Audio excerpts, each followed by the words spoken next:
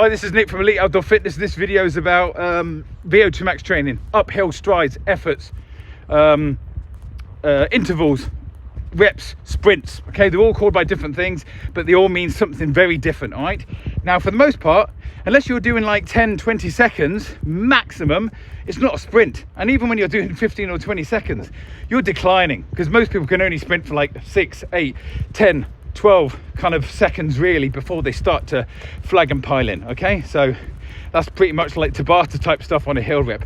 And for the most part, for the stuff that we're training for, you don't need to be doing that, and that's track work type of stuff anyway. Now then, what we're looking at doing today, a warm-up, comprehensive warm-up, 10 times 45-second efforts.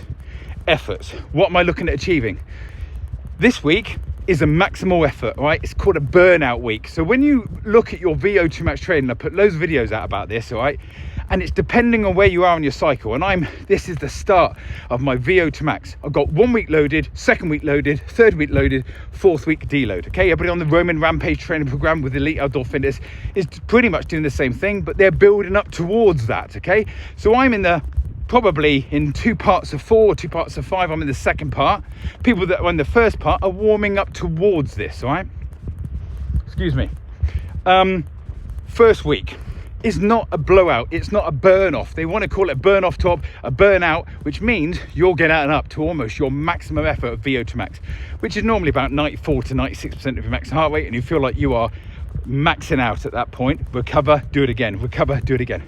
1st week is staying in the VO2 max zone, but it's moderated. It's a lower end of the zone, all right? So I'm only going to be working, last week, for example, I was working about between 90 and 92% of my maximum heart rate.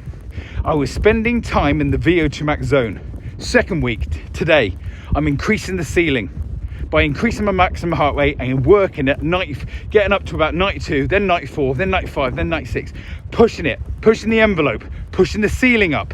Week after, it's too much at this stage to just keep doing that every single week. The week after, spending time in the zone. When I spent a little bit of time at 92 and 90 and 91 in the 1st week of loading, 3rd week of loading, I spent it around about 92 or maybe even 93, depending on how long you've got to train.